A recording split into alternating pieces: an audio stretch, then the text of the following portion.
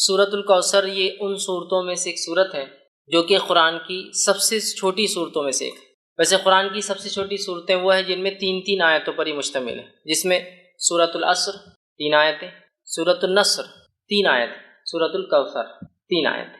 ان تینوں صورتوں میں تین تین آیتیں ہیں، لیکن الفاظ کے اعتبار سے، جملوں کے اعتبار سے تین تین جملے ہوتے، تین تین آیتیں۔ الفاظ کے اعتبار سے سب سے چھوٹی صورت سورۃ الکوثر ہے، کیونکہ بہت کم الفاظ ہیں اس کے اندر، آیتیں 3 ہی ہیں اس کے اندر۔ سورہ عصر میں بھی 3 ہیں، سورہ نصر میں بھی 3، لیکن اس کے اندر الفاظ کے اعتبار سے 3 آیتوں میں سب سے کم الفاظ۔ تو وہ ایک طرح سے اگر کہا جائے تو قرآن کی سب سے چھوٹی صورت میں آپ کے سامنے آج رکھنے کی کوشش کروں گا کہ اللہ رب العزت میں کیا فرمانا چاہتا ہے۔ اور اسی بنیاد پر فقہا لکھتے ہیں کہ کم از کم جب ایک انسان نماز پڑھے تو 3 آیتیں پڑھے، کیونکہ اللہ نے سب سے چھوٹی صورت جو ہے وہ 3 آیتوں پر مشتمل کی۔ اسی سے وہ کہتے ہیں کہ 3 آیتیں کم از کم چھوٹی ہو تو پڑھنا چاہیے، ہاں اگر بہت بڑی ہو سے آیت الکرسی ہے تو ایک بھی کفایت کر جاتی ہے، لیکن اگر چھوٹی پڑھنے تو پھر 3 کم از کم پڑھے۔ وہ انہی صورتوں کی بنیاد پر کہ اللہ نے ایک سورے کے لیے کم از کم جو ہے کوانٹٹی یا جو آیتوں کی نمبرنگ طے کی ہے وہ 3 ہے، یاد رکھیں۔ تو بہرحال ہم قرآن کی سب سے چھوٹی صورتوں میں سے ایک صورت کا جو ہے، چونکہ تینوں 3 آیتوں پر مشتمل ہے، اس کی جو ہے تفسیر دیکھنے کی جو ہے کوشش کریں گے، اس لیے کہ اس صورت کے اندر بہت اچھا ایک میسج اور پیغام ہے۔ اس صورت کے تعلق سے جو ہے یہ بات میں علماء نے اختلاف کیا ہے کہ یہ مکی ہے مدنی، کچھ نے کہا نہیں مدینے میں بھی یہ ہو گئی تھی، کچھ نے کہا نہیں یہ مکہ میں ہوئی تھی۔ بہرحال جو بھی اس کا پس منظر رہا ہو، اور اس کے پیچھے کچھ بیک گراؤنڈ بھی علماء بتاتے ہیں کہ کیا اس کے پیچھے پس منظر رہا ہو، انشاءاللہ اس میں ایک بات جو واضح سامنے آتی وہ یہ ہے کہ جب نبی اکرم صلی اللہ علیہ وسلم کے پے در پے ایک کے بعد ایک بچوں کا انتقال ہوا، اور بالخصوص لڑکوں کا انتقال ہوا، جس پر آپ کو ویسے 3 لڑکے تھے، ایک قاسم جس کے نام سے آپ ابو القاسم آپ کی کنیت ہوئی جو پہلے تھے، ایک ابراہیم تھے اور ایک عبداللہ تھے۔ تو بہرحال آپ کو 4 لڑکیاں اور 3 لڑکے تھے، تو تینوں کا پے در پے انتقال ہو گیا۔ جب تینوں لڑکوں کا انتقال ہوا تو مشرکین خوشی منانے لگے، کیونکہ مشرکین، اور جیسا آج ہمارا بھی حال ہے، ایک مادہ پرست ٹوٹلی میٹریلسٹک سوسائٹی میں ہم لوگ رہتے ہیں، جس میں مادہ اور انسان کیا پزیس کرتا ہے، کیا اس کے پاس ہوتا ہے، اس سے اس کی عزت اور توقیر ہوتی ہے۔ اور اسی کڑی کے اندر ایک اور چیز جو سماج کا بہت بڑا مسئلہ بھی ہے، اور وہ یہ ہے کہ لڑکوں کا ہونا اور نہیں ہونا۔ جب نبی اکرم صلی اللہ علیہ وسلم کو لڑکے نہیں ہوئے، اس سماج میں، جس سماج میں لڑکے فخر کی علامت تھے، لڑکوں کی زیادتی پیدائش کے اعتبار سے سماج کے اندر ایک بہت بڑا رتبہ رکھتی تھی، اس سماج میں، جس سماج کے اندر لڑکیوں کو زندہ دفنا دیا جاتا تھا اور لڑکوں کو رکھا جاتا تھا، اس سماج میں نبی اکرم صلی اللہ علیہ وسلم کے پے در پے ایک کے بعد ایک 3 لڑکوں کا انتقال ہونا گویا مشرکین کے لیے ایک طرح سے آپ کے مشن کے انسکسیسفل، ناکامیاب ہونے کی ایک دلیل تھی۔ تو مشرکین میں سے کچھ لوگوں نے خوشیاں منائی، آوازیں اٹھائی، اور کہا کہ ابتر عربی زبان میں کہتے ہیں اس انسان کو جس کے پیچھے کوئی نہ ہو۔ عام زبان میں اس کا ترجمہ کیا جاتا ہے دم کٹا، پیچھے کوئی نہ ہو، پیچھے کوئی، جیسا کہ ایک گاڑی چلے گی اس کے پیچھے کچھ ٹریلر سے لگ کر جا رہے ہیں، پیچھے کوئی نہ ہو۔ تو ابتر کا ایک معنی یہ بھی تھا کہ اس کے بعد کوئی نسل نہیں ہے جو اس کا نام باقی رکھ سکے، یہ بھی ایک معنی ہے۔ تو انہوں نے خوشیاں منائی۔ یہ خوشیاں کس نے منائی اس کے تعلق سے بہت سارے مختلف اقوال آتے ہیں کہ ابو لہب تھا جس نے منائی، کس نے کہا نہیں ابو جہل تھا جس نے خوشیاں منائی، بہرحال اور بھی نام آتے ہیں مشرکین یا کفار کے جنہوں نے خوشیاں منائی۔ تو مفسرین لکھتے ہیں کہ یہ شاید اس کی وجہ بنی کہ یہ صورت نازل ہوئی، لیکن یقینی طور سے ہم نہیں کہہ پائیں گے کیا، لیکن چونکہ سورے کا جو اینڈنگ اس انداز سے ہو رہی ہے، اس سے اندازہ یہی لگایا جا سکتا ہے کہ شاید یہی واقعہ ہوا ہو کہ آپ کے بچوں کا انتقال، اس میں بھی بہرحال اختلاف ہے کہ کس بیٹے کے انتقال پہ یہ منایا گیا، لیکن بہرحال لڑکے کے انتقال پر مشرکین نے جو خوشیاں منائی، اسی کی رد میں اللہ رب العزت نے اپنے نبی کو صبر، دلاسا، ہمت افزائی کرنے کے لیے یہ صورت کو جو ہے نازل کیا۔ صورت کا ترجمہ دیکھیں، میں آپ کے سامنے رکھوں گا، پھر اس کی تفسیر کی طرف ہم جائیں گے۔ انا اعطیناک الکوثر، اے نبی ہم نے بے شک آپ کو خیر کثیر، کوثر، حوض کوثر، بہت زیادہ جو ہے اچھائی سے جو ہے نوازا ہے، عطا کیا ہے۔ دوسری آیت میں اللہ نے فرمایا فصل لربک وانحر، تو آپ اپنے رب کی جو ہے بڑائی بیان کیجئے، نماز قائم کیجئے اور قربانی کیجئے، اور نہر خاص طور سے اونٹ کی قربانی کیجئے۔ ان شانیک هو الابتر، بے شک یقیناً تمہارا دشمنی دم کٹا رہے گا، بے اولاد رہے گا، یا اس کا کوئی دنیا میں نام لینے والا باقی نہیں رہے گا۔ یہ اس آیت کا بہرحال ترجمہ ہے۔ اب آئیے کچھ تفسیر کی طرف اس کے ہم بڑھتے ہیں۔ سورۃ الکوثر یہ قرآن کی 108 نمبر کی صورت ہے، اس میں 3 آیتیں ہیں۔ اللہ رب العزت فرماتا ہے بسم اللہ الرحمن الرحیم۔ صحیح مسلم کی ایک روایت آتی ہے نبی اکرم صلی اللہ علیہ وسلم پہ یہ صورت نازل ہوئی اور آپ مسجد میں بیٹھے تھے. اسی وجہ سے میں نے کہا اختلاف ہے مکی ہے یا مدنی، کیونکہ اس صحیح مسلم کی روایت میں الفاظ ہے آپ مسجد میں بیٹھے ہوئے تھے، اور ہم جانتے ہیں مکہ میں کوئی مسجد نہیں تھی، مسجد جو ہے مدینہ میں بنی. سمجھ رہا؟ تو بہرحال اس وجہ سے علماء کا اختلاف ہے کہ مکی ہے مدنی. بہرحال جو بھی ہے صحیح مسلم کے الفاظ ہیں آپ مسجد میں تشریف فرما تھے، صحابہ گھیر کر بیٹھے تھے، اور یہ معاملہ سب مدینے میں ہی ہوتا تھا، مکے میں اتنی آزادی نہیں تھی. بہرحال صحابہ گھیر کر بیٹھے تھے اور اچانک جو ہے آپ پر غشی، وہ جو آپ کی کیفیت وہی جب نازل ہوتی طاری ہوئی، صحابہ خاموش رہے. اس کے بعد آپ نے لوگوں سے کہا کہ مجھ پر ابھی ایک صورت نازل ہوئی ہے، بسم اللہ الرحمن الرحیم، انا اعطیناک الکوثر فصل لربک وانحر ان شانئک هو الابتر. آپ نے پڑھ کر سنا دیا. اس بات سے مفسرین لکھتے ہیں، علماء لکھتے ہیں، فقہاء لکھتے ہیں کہ بسم اللہ ہر صورت کا حصہ ہے، لیکن نبی اکرم صلی اللہ علیہ وسلم نے فرمایا مجھ پر ابھی ایک صورت نازل ہوئی، بسم اللہ الرحمن الرحیم انا اعطیناک الکوثر. تو اسی سے محدثین لکھتے ہیں کہ صورت جو ہے بسم اللہ جو ہے یہ جو ہے اس کی آیت ہے. اس بات کو بہرحال چونکہ ایک بات آ گئی ہے تو وہ بھی آپ کے سامنے رکھ دیتا ہوں. بسم اللہ کو کوئی آیت مانے یا نہ مانے، سورہ کی شروعات میں، بیچ میں نہیں، جیسا کہ سورہ قصص میں بیچ میں بھی آتی ہے وہ آیت. شروعات کے اعتبار سے کوئی اس کو آیت مانے یا نہ مانے، اس کے ماننے اور نہ ماننے سے انسان کافر نہیں ہوتا ہے. دیگر قرآن کی ایک آیت کا بھی انسان انکار کرے تو وہ کافر ہو جاتا ہے.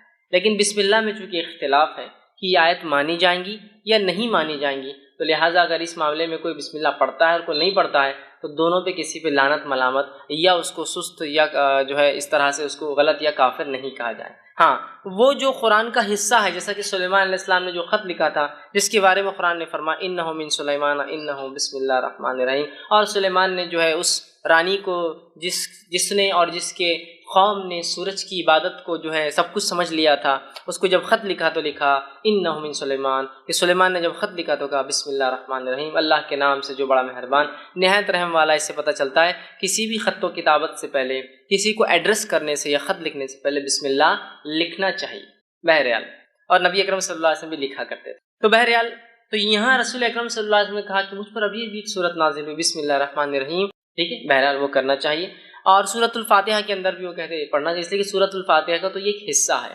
کیونکہ سورۃ الفاتحہ میں جو ہے 7 آیتیں ہیں، تو ظاہر سی بات ہے بسم اللہ کو چھوڑ دیا جائے تو آیتیں پھر 6 ہی بچتی ہے سورۃ الفاتحہ. تو بہرحال ہر سورت سے پہلے اس کو بسم اللہ کو پڑھنا چاہیے.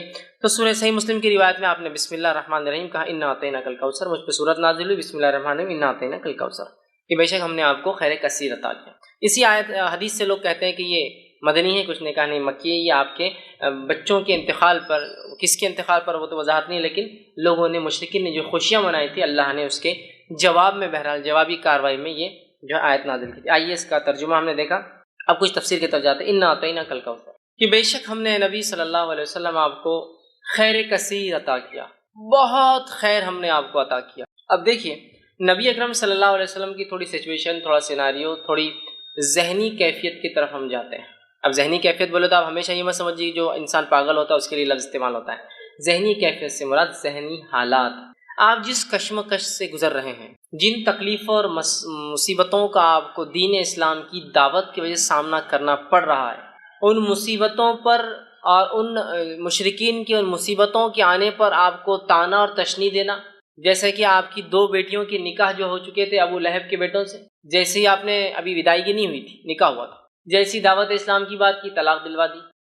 نبی اکرم صلی اللہ علیہ وسلم اور دیگر انبیاء علیہ الصلوۃ والسلام یہ انسان تھے، یاد رکھیے. فرق یہ تھا کہ ان تک اللہ وحی بھیجتا تھا اور یہ چنے ہوئے لوگ تھے. اسی سے لفظ مصطفیٰ آتا ہے، اللہ جس کو چن لیتا ہے.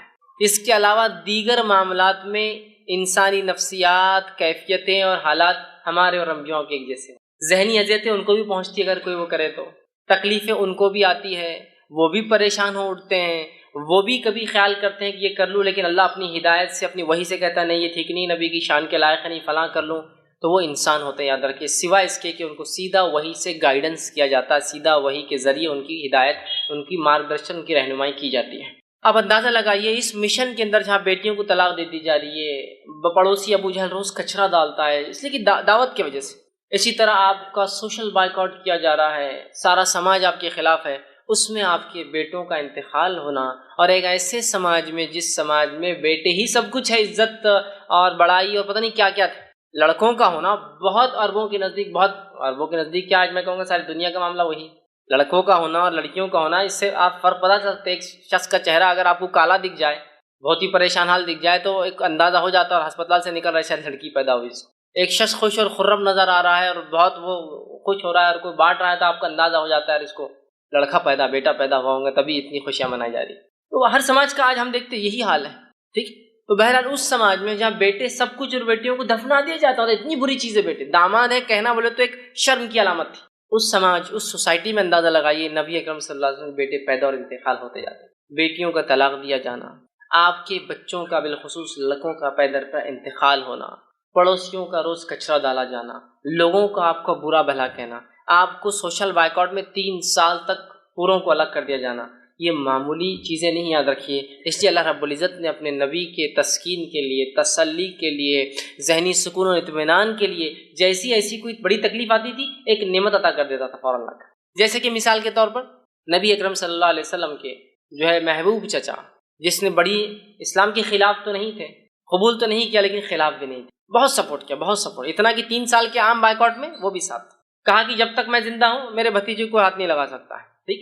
تو جو ہے ابو طالب جو تھے یہ اسلام تو نہیں لائے لیکن بہت سپورٹ میں تھے، اتنے سپورٹ میں تھے کہ اپنے بیٹے علی سے کہا جب اللہ کے رسول صلی اللہ علیہ وسلم نے دعوت دی کہ اے علی جو ہے تم اپنے بھائی جو ہے محمد کی بات، مطلب میرے بھتیجے کی بات، محمد کی بات جو ہے تم ماننا، اس لیے کہ وہ سچ کہتے ہیں۔ لیکن سماجی پریشر دیکھیے کیا ہوتا ہے، خود ایمان نہیں لائے، ہے نا۔ اب اندازہ لگائیے اس، ٹھیک۔ تو جو ہے تکلیف دی جا رہی تھی اس زمانے میں، اس ستم میں انہوں نے آپ کی مدد کی، یہ انتقال کر جاتے ہیں، مشرکین جو ہے خوش ہوتے ہیں۔ اور یہ بات بھی یاد رکھیے، بلال رضی اللہ عنہ ایک طرف ہے، اور جو ہے سمیہ رضی اللہ عنہا کو جو ہے شہید کیا جا رہا ہے نا، اور کئی خاندانوں کو جو غلام تھے اور کمزور تھے مالی اعتبار سے، تکلیف جن میں لڑکوں کی مردوں کی کمی تھی، جو عربوں میں طریقہ دبا دیا جاتا تھا، تکلیف دی جا رہی تھی، اسی سماج، اسی سوسائٹی کے اندر جو ہے ابو طالب کا نبی اکرم صلی اللہ علیہ وسلم کو مدد کرنا یہ بہت بڑی بات تھی، یاد رکھیے، بہت بڑا سپورٹ تھا یہ، اور اتنا بڑا سپورٹ تھا کہ ان تمام کو تکلیف دی جا رہی تھی لیکن رسول اکرم صلی اللہ علیہ وسلم کی طرف کوئی آنکھ بھی ایک عام زبان میں اٹھا کر نہیں، مطلب جو تکلیفیں دوسروں کو پہنچ رہی تھی اس کے مقابلے میں آنکھ بھی اٹھا کر نہیں دیکھ رہا تھا۔ کیوں؟ اس لیے کہ سب کو پتا تھا کہ ابو طالب لیڈر ہے، ایمان تو نہیں لائے ہیں، محمد صلی اللہ علیہ وسلم کے دین پر تو نہیں ہے، لیکن پورا سپورٹ ہے، ہاتھ تو نہیں لگا سکتے محمد صلی اللہ علیہ وسلم۔ یہی وجہ تھی کہ ہاتھ نہیں لگایا۔ اور جتنی باتیں آتی ہے کہ آپ کا گلا دبایا گیا، آپ کے اوپر اونٹ کی بجڑی رکھ دی گئی، یہ تمام باتیں ان کے انتقال کے بعد کی، تب تک تو کسی نے ہمت نہیں کی، یہی وجہ تھی۔ ان کا انتقال ہوتا ہے تو آپ کے ایک یہ ذہنی سپورٹ بھی تھے، چچا تھے، بڑی محبت تھی، اور والد کے بعد جو ہے اور دادا کے بعد انہوں نے ہی پالا، والد تو انتقال کر گئے تھے پہلے، دادا نے وہ کیا، اور دادا کا انتقال بھی 6 سال کی عمر میں ہوگا، تب سے لے کر انہوں نے کفالت کی اور مددگار بھی تھے اسلام کے۔ دوسرا فوراً اس کے بعد جو ہے آپ کی بیوی کا، جو اب تک ایک ہی بیوی تھی آپ کی، خدیجہ رضی اللہ عنہا، ان کا بھی انتقال ہو جاتا ہے۔ آپ بڑے غمزدہ اور مایوس ہو جاتے، ایک طرح سے آپ جو ہے پریشان ہیں، ایک طرف چچا کا سپورٹ جو دین کے لیے مفید تھے، ایک طرف بیوی کا سپورٹ جو گھر سے ایمان والی تھی اور مدد کرتی، پہلے ایمان والی، یاد رکھیے پہلے ایمان لانے والوں میں یہی شامل، فرسٹ جو کسی نے اسلام لایا وہ ایک عورت تھی، پہلا جو اسلام کے لیے شہادت دی وہ بھی ایک عورت تھی، یاد رکھیے۔ بہرحال تو پہلی تھی، آپ غمزدہ ہوئے، اللہ نے آپ کو معراج کا سفر کرا دیا۔ معراج اسی وقت ہوئی نا، دونوں کے انتقال کے بعد معراج ہوئی، سفر کرا دیا تاکہ وہ جو غم اور وہ ذہنی تکلیف تھی ہٹ گئی، جب غائب کے معاملات آپ دیکھ کر آ گئے، تو اللہ ایسے ہی کرتا ہے۔ اب دیکھیے نبی کو تکلیف دی جا رہی ہے، بیٹے کا انتقال ہو گیا، لوگ مذاق اڑا رہے، ایک آیت آ رہی ہے، ایک صورت آ رہی ہے، غم کی کوئی ضرورت نہیں۔ یہ کہہ رہے ہیں کہ تمہارا لڑکا انتقال کر گیا، تمہارا بیٹا مر گیا، کوئی مسئلہ نہیں، نہ آتا ہی نہ کل کوثر، ہم نے تم کو خیر کثیر عطا کر دیا نا، کیوں تم غم کر رہے ہو چھوٹی موٹی چیزوں پہ دنیا میں جو کھو رہی ہے تم سے؟ خیر کثیر عطا کر دیا، بہت زیادہ خیر ہم نے آپ کو اے نبی نواز دیا، یہ کسی بھی شکل میں ہو سکتا ہے، دنیا کی نعمتوں کی شکل میں، اور ہم نے دیکھا نبی اکرم صلی اللہ علیہ وسلم کی زندگی میں آپ لیڈر کہلائے، آپ نے جو ہے ایک ملک کے آپ سربراہ کہلائے، اور جو جس زمین سے آپ کو بے بس اور بے سہارا اور تکلیف دے کر نکالا گیا تھا، اس زمین پر اللہ رب العزت نے آپ کو ایسے واپس غلبے کے ساتھ لایا کہ جو مشرکین اور جو آپ کے دشمن تھے وہ گھٹنے کے بل آ چکے تھے، جن کے پاس منہ کھولنے کے لیے کوئی چارہ نہیں تھا، مطلب اللہ نے ایسا نوازا کہ ایک انسان جس کو 13 سال تکلیف دے کے اپنے شہر سے نکالا گیا، جب وہ واپس اپنے شہر میں آتا ہے تو ایک فاتو کی حیثیت سے، اور آج سب خطر اس کے جو ہے گھٹنوں پر آ جاتے ہیں۔ دیکھیے 10 سال کے اندر اللہ وہ دیتا ہے، یہ بھی خیر کثیر ہے۔ اسی طرح جو ہے دنیا کی نعمتوں کے اعتبار سے جس شخص کو یا جس دین کے لیے قدم رکھنا ممکن نہیں تھا مکہ شہر میں، آج اس دین کی ایک اپنی سلطنت، ایک حکومت اللہ نے آپ کی زندگی میں بنا دی۔ یہ خیر کثیر ہے۔ اسی طرح دیگر بہت ساری نعمتیں جو نبی اکرم صلی اللہ علیہ وسلم کو جسمانی اعتبار سے، صحت کے اعتبار سے، بیویوں کے اعتبار سے، اولاد میں لڑکیوں کے اعتبار سے دی گئی، اور صحابہ کے اعتبار سے جو ساتھی اور دوست دیے گئے، یہ بھی خیر کثیر اس میں شامل ہے۔ تو کہا انا اعطیناک کل کوثر، آپ ایک اپنے بیٹے کے انتقال پہ جو لوگ خوشیاں منا رہے ہیں، آپ غمزدہ کیوں ہوتے ہیں نبی؟ ہم نے تو آپ کو خیر کثیر عطا کر دیا، بہت کثرت سے خیر عطا کیا۔ اس کا ایک معنی یہ بھی آتا ہے جو مفسرین لیتے ہیں، ہم نے آپ کو حوض کوثر عطا کیا۔ حوض کوثر کیا ہے؟ حوض کوثر جنت کی ایک نہر ہے۔ وہ نہر کے اطراف کے بہت سارے حالات، وہ کیسی دکھتی ہے، کیا ہوتی ہے، بہت ساری تفصیلات ہوتی ہے۔ ایک روایت میں آتا ہے اس کے اطراف پرندے بھی ہیں۔ ابو بکر صدیق رضی اللہ عنہ بیٹھے تھے کہ اللہ کے رسول، نہر کا پانی تو بڑا اچھا ہوگا، تو کہا شہد سے بھی زیادہ میٹھا ہے، دودھ سے بھی زیادہ سفید ہے، ٹھیک ہے، بڑی اس کی خصوصیتیں ہیں۔ کہا اس کے اطراف پرندے ہیں، تو کہا بہت اچھا منظر ہوگا، تو کہا ہاں پرندے کھانے میں بھی ابو بکر بڑے اچھے ہوں گے، وہ اس میں پرندے ہوں گے، وہ ایک نہر ہے جو جنت سے نکلتی ہے۔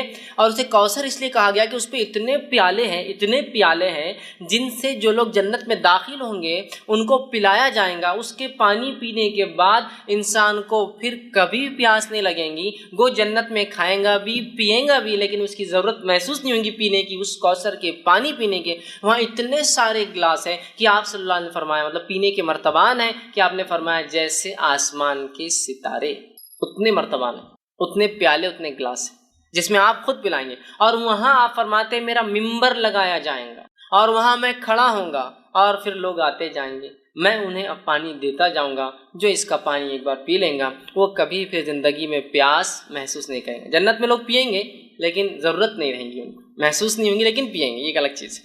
مطلب آپ کو کوئی چیز کی ضرورت نہیں لیکن پھر بھی آپ رکھتے ہیں اس کو، ایک الگ چیز۔ تو یہ کوثر ہے۔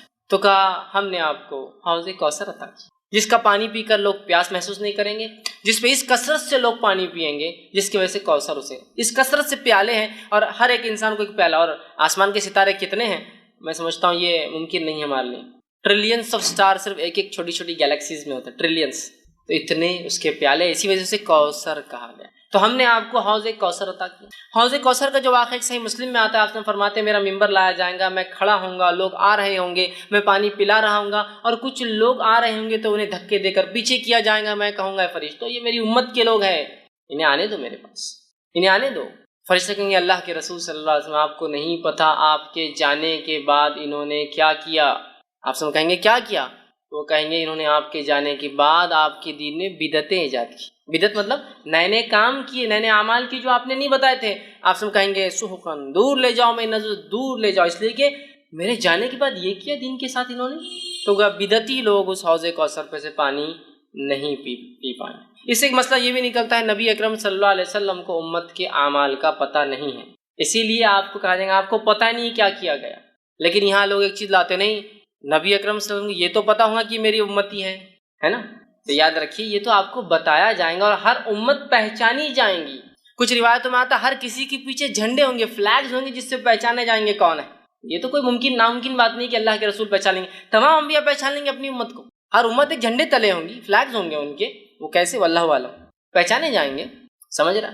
یہ تو آپ کو بتایا جائے گا لیکن آپ کو پتہ نہیں ہوگا امت نے کیا کیا، اس لیے کہ آپ عالم الغیب نہیں تھے۔ تو یہاں پتہ چلا اس خیر کثیر کو اگر حاصل کرنا ہے ایک امتی کو، تو اسے چاہیے کہ نبی اکرم صلی اللہ علیہ وسلم کے دین میں بدعت ایجاد نہ کرے، ورنہ حوض کوثر پہ سے اس کو پیچھے کر دیا جائے گا، عام الفاظ میں کہوں تو ہکال دیا جائے گا، اور اسے پانی نصیب نہیں ہوگا۔ تو جو جام کوثر پینا چاہتا ہے اپنے نبی کے ہاتھ سے، تو اسے چاہیے کہ اپنے نبی کے طریقے پہ ساری زندگی گزار دے، اور اس میں کوئی چیز نہ کمی کرے نہ کسی چیز کا اضافہ کرے، ورنہ اس حوض کوثر پہ سے اسے نکال دیا جائے۔ تو کہا انا اعطینا کل کوثر، اے نبی ہم نے آپ کو خیر کثیر حوض کوثر عطا کیا۔ اور دونوں باتیں درست ہیں، اس لیے کہ حوض کوثر خود ایک خیر کثیر کا حصہ بھی ہو سکتی ہے، بہت زیادہ خیر کا حصہ، دنیا میں مختلف چیزوں کے اعتبار سے خیر ہم نے آپ کو عطا فرمایا، اور آخرت میں دیکھیے صحابہ خود ایک جو ہے نبی اکرم صلی اللہ علیہ وسلم کو ایک خیر کثیر جو عطا کیا تھا، اس کی ایک علامت ہو سکتے ہیں کہ عیسیٰ علیہ السلام کے حوارین کی تعداد 11 یا 12 آتی ہے۔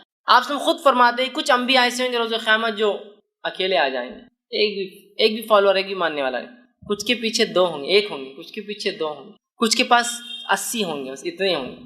اور میں دیکھوں گا بنی اسرائیل بہت تعداد ہے موسیٰ علیہ السلام کی امت، اور میں امید کرتا ہوں کہ میری قوم اس سے زیادہ ہوں گی۔ اور پھر آگے آپ نے فرمایا کہ تم جو ہے اولادیں پیدا کرو، اس لیے کہ میں اس روز جو ہے تمہاری تعداد پر فخر کروں گا۔ سمجھ رہے ہیں بات؟ تو آپ دیکھیے تو یہاں انبیاؤں کے حالات دیکھیے کہ ایک بھی نہیں، ایک ہے، دو ہے، 30 40 50 100 80 ہے نا۔ بنی اسرائیل سیکنڈ ٹو امت محمدیہ ہونے والی، نیکسٹ ہوں گی، اس لیے آپ نے کہا امید ہے میری امت جو ہے سب سے زیادہ ہوں گی، بنی اسرائیل کو بھی پیچھے چھوڑ دیں گے میرے امت، اتنے تعداد کے اعتبار سے زیادہ ہوں۔ تو دیکھیے صحابہ کی تعداد دیکھیے، کچھ انبیاؤں کو تو ایک بھی نہیں ملا ہے صحابی۔ اللہ کے رسول صلی اللہ علیہ وسلم کو ایسے صحابہ ساتھی کو کہتے ہیں، یاد رکھیے اصحاب جو ہے ساتھی کو کہتے ہیں عربی زبان میں، ٹھیک۔ تلامید اسٹوڈنٹ نہیں تھے، یہ ساتھی، اور ساتھی جنرلی کیلیبر کا ہوتا ہے بہت، اسی لیے اس کو اصحاب کہا جاتا ہے۔ ٹیچر اور اسٹوڈنٹ کو کبھی بھی ساتھی نہیں کہیں گے آپ، دو اسٹوڈنٹس کو ساتھی کہا جاتا ہے۔ یہاں دیکھیے اصحاب کہا گیا اس لیے کہ اللہ نے ان کو تیار کیا گیا، اللہ نے تیار کیا تھا، اور اللہ نے خود قرآن میں بیان کیا کہ صحابہ کی مثال توریت اور انجیل میں بھی اللہ نے دی تھی۔ تو گویا صحابہ بھی چوزن پیپل تھے، سلیکٹڈ پیپل تھے، چنے ہوئے لوگ تھے۔ بہرحال تو یہ بھی خیر کثیر، تو بہت ساری باتیں، لیکن خیر کثیر سے مراد کچھ بھی خیر جو اللہ نے دیا، اور حوض کوثر بھی ہو سکتا ہے، چونکہ حوض اور کوثر بھی خیر کثیر کی ایک ایگزامپل یا مثال، یہ یاد رکھیے۔ چلیے ہم آگے بڑھتے ہیں۔ اللہ نے فرمایا انا اعطیناک الکوثر، اے نبی ہم نے آپ کو خیر کثیر عطا کیا، کوثر عطا کیا، حوض کوثر عطا کیا۔ فصلی لربک وانحر، تو آپ کیا کیجئے، نماز قائم کیجیے۔ آپ کیا کیجئے، تو جو رب کے لیے جو ہے نماز پڑھیے، بڑائی بیان کیجیے، نماز قائم کیجیے۔ وانحر، اور کیا کیجیے اس کے ساتھ، قربانی کیجیے۔ نہر کہتے ہیں اونٹ کی قربانی۔ تو آپ جو ہے نماز قائم کریں اور قربانی نبی جو ہے اللہ کے لیے دیتے رہے۔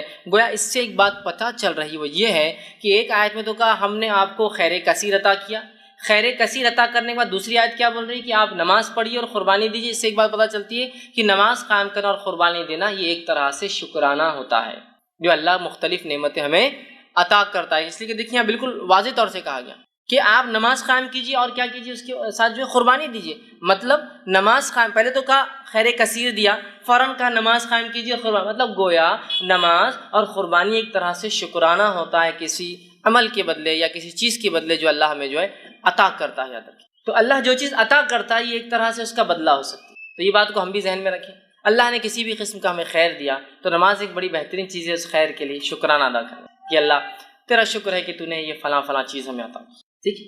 اور قربانی دینا یہ بھی بڑی اہم چیز ہے، قربانی دینے سے اللہ خوش ہوتا ہے، جیسے کہ آپ صلی اللہ علیہ وسلم نے فرمایا 10 ذی الحجہ کو، جس کو عام زبان میں بقرعید کہتے ہیں، 10 ذی الحجہ کو جانور ذبح کرنے، نہر خون بہانے سے زیادہ کوئی عمل اللہ کو پسند نہیں، بہت محبوب عمل ہے قربانی ہے، کہ اللہ ہم جانور کی قربانی دے کے اعلان کرتے ہیں کہ وقت آنے پر ہر چیز تیری راہ میں ہم قربان کر دیں گے، اعلان ہوتا ہے، سمجھ رہا۔ تو یہاں کہا کہ فصل لربک، تو نماز قائم کی، تو گویا دیکھیے اشارہ ہو گیا ہے کہ اگر اللہ بھی ہمیں کوئی نعمت یا شکر دے تو ہم کیا کریں، نماز قائم کریں۔ اور نبی اکرم صلی اللہ علیہ وسلم کے تعلق سے ابوبکر صدیق رضی اللہ عنہ فرماتے ہیں اللہ کے رسول صلی اللہ علیہ وسلم کو جب بھی کوئی خبر پہنچتی اچھی، آپ سجدے میں گر جاتے، کوئی مصیبت آتی، کوئی آندھی آتی، کوئی طوفان آتا، کوئی پریشانی ہوتی، آپ مسجد کی طرف بھاگتے، مطلب نماز پڑھتے۔ خوشخبری آئی تو نماز، سجدے میں گرنا، مصیبت آئی تو نماز، نماز دونوں کے لیے حل یاد رکھیں۔ اور اللہ نے اس بات کو سورہ بقرہ میں فرمایا، بیان بھی کیا، وَاسْتَعِینُوا بِالصَّبْرِ وَالصَّلَاةِ، مانگو اللہ سے صبر اور نماز کے ذریعے مانگنا ہے ہم کو، یاد رکھیں۔ تو یہاں شکرانہ بھی ہے نماز، حاجت کے لیے دعائی ہے نماز، دعا کی ایک قسم ہے نماز، اللہ کا ایک فریضہ فرض کردہ ایک حکم بھی ہے نماز، بہت ساری چیزیں نماز ہے۔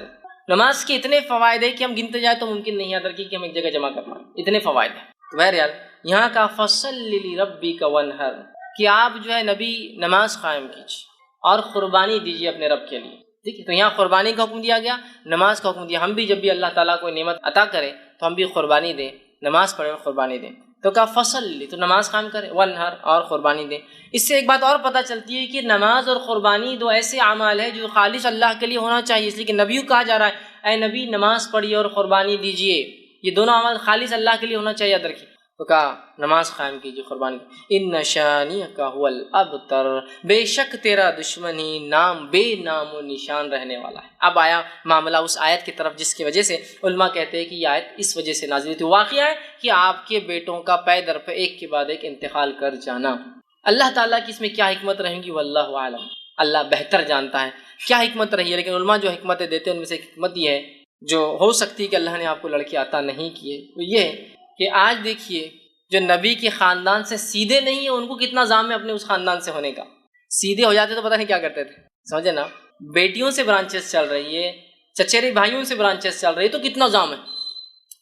خاندان سے تو دور، خالی اس علاقے کا ہونے کا زام دیکھیے، ہم فلاں ہیں، قومی زام، سمجھ رہے، خاندان تو دور، خالی علاقے سے ہونے کا زام دیکھیے لوگوں میں، ہم فلاں علاقے سے ہیں۔ ہم فلاں زبان بولنے والے ہیں، شاید یہ حکمت رہی، اللہ اس معاملے کو رکھنا ہی نہیں چاہتا تھا، آگے ختم کر دینا چاہتا، اس کے آگے واللہ عالم، وہ اللہ ہی جانتا ہے بھائی کیا وجہ ہو، لیکن یہ حکمت ہو سکتی ہے اللہ، سمجھ رہا ہے بات کو؟ تو اللہ نے آپ کے لڑکوں کو حیات نہیں رکھا۔ مشرکین جب آپ کے لڑکے کا انتقال ہوا تو مشرکین نے خوشیاں منائی اور کہا اب تو محمد کا نام لینا کوئی نہیں ہے، اس کا مشن آگے چلنے والا نہیں، اس کی تحریک یہیں ختم ہو جائیں گی۔ اور ظاہر سے کوئی بھی تحریک کے لیے کیا لگتا ہے آپ کو معلوم؟ تحریک لڑکیوں سے نہیں لڑکوں سے چلتی ہے، سمجھا؟ تحریک چلانا ہے۔ زکریا علیہ السلام اللہ سے دعا کر رہے ہیں، تو زکریا علیہ السلام کی دعا ہے اللہ مجھے ایک لڑکا عطا کر، اس لیے کہ لڑکی نبی نہیں ہو سکتی، اور بنی اسرائیل میں ایک طریقہ تھا، اللہ کیا کرتا تھا ایک خاندان میں پھر اسی خاندان میں لڑکے دیتا تھا جو انبیاء بنتے تھے۔ زکریا علیہ السلام جانتے تھے کہ اب اس قوم کو ایک نبی کی ضرورت ہے اور نبی لڑکا ہو سکتا ہے، لڑکے کی دعا کی آپ نے، کیوں؟ اس لیے کہ انہیں ایک جو ہے وارث چاہیے تھا، ایک نبوت کو آگے لے کے چلنے والا۔ بنی اسرائیل میں ایک زمانہ آیا کہ تقریباً بنی اسرائیل کے مرد قتل کر دیے گئے تھے، ایک عورت حاملہ باقی تھی، سارے لوگوں نے مل کر دعا کی اللہ اس سے لڑکا پیدا اور وہ نبی ہو، اس لیے کہ اب نسل نہیں، اور اللہ اس نسل میں اولاد دیتا تھا۔ روایت میں آتا ہے کہ اللہ نے اس عورت جب اولاد پیدا ہوئی لڑکا تھا اور اس لڑکے کا نام رکھا گیا شمون، اور وہ شمون علیہ السلام بعد میں چل کے وہ نبی بنے، جو کہ جو ہے طالوت والے واقعے کے اندر آتا ہے کہ طالوت کو ان کے نبی نے جب چنا تو لوگوں نے کہا طالوت کو ہم پر کیوں بادشاہ بناتے ہو، تو نبی نے کہا وقت کہ اللہ نے اس کو سمجھداری اور جسمانی طاقت دی۔ وہ واقعے کے اندر شمون علیہ السلام جب پیدا ہوئے تو وہ آخری لڑکے تھے جو بچے تھے، اس تو لڑکوں سے چلتی ہے، سمجھ رہے بات؟